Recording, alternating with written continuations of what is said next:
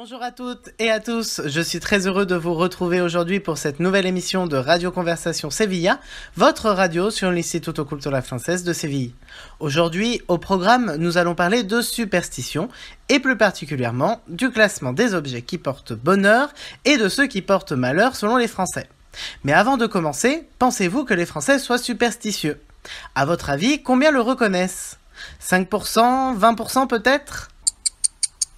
Eh bien, près de 41% des Français reconnaissent qu'ils sont superstitieux.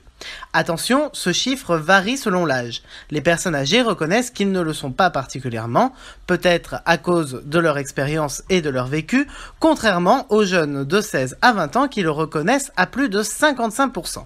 Bref, peu importe l'âge, ce qui est important de retenir, c'est que plus d'un tiers des Français reconnaissent leur superstition. Mais alors, de quoi les Français ont-ils peur? Du vendredi 13 ou bien de casser un miroir? Eh bien, ni l'un ni l'autre. Ce dont les Français ont le plus peur, c'est de mettre le pain à l'envers sur la table. Un peu d'histoire pour mieux comprendre cette superstition. À l'époque de la guillotine, le pain réservé au bourreau, c'est-à-dire à la personne qui exécutait les criminels, était placé à l'envers afin que le boulanger n'oublie pas de lui garder une miche de pain. C'est donc pour cela que mettre le pain à l'envers porterait malheur. N'empêche que 46% des Français pensent que cette pratique attire le mauvais œil, c'est-à-dire la malchance. Après le pain, c'est au tour de l'échelle, puisque 40% des Français pensent que passer sous une échelle porterait malheur. Les plus sceptiques diront que c'est par peur qu'un objet ne leur tombe sur la tête. Mais selon la croyance populaire, l'espace entre le mur et l'échelle serait un passage interdimensionnel, oui, vous avez bien entendu, interdimensionnel, qui capturerait notre âme et qui l'enverrait en enfer. Rien que ça. Brrr, rien que d'en parler, ça fait froid dans le dos quand même. En fin de classement, on retrouve le fait de croiser les couverts sur la table, être 13 à table, mais aussi de croiser un chat noir, ouvrir un parapluie à l'intérieur d'une maison ou encore casser un miroir.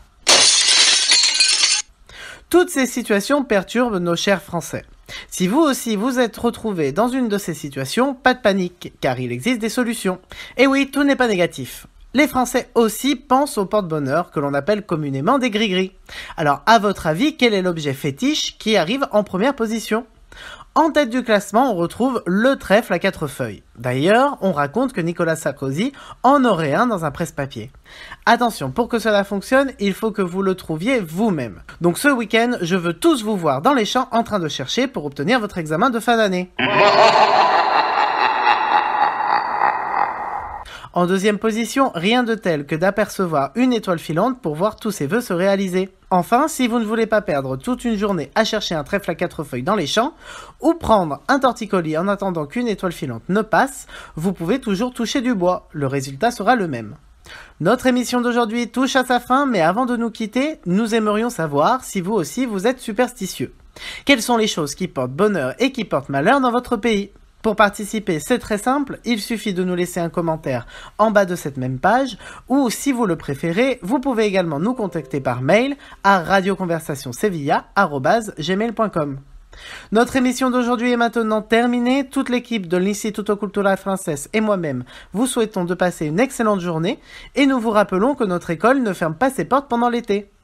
Nous vous proposons des cours intensifs en juillet mais aussi en août pour tous les niveaux et des cours intensifs de préparation aux examens officiels du DELF et du DALF en septembre. Plus d'infos à partir du lien ci-dessous. En attendant de vous retrouver jeudi pour une nouvelle émission, je vous souhaite à toutes et à tous une excellente journée sur Radio Conversation Sevilla, votre radio 100% en français.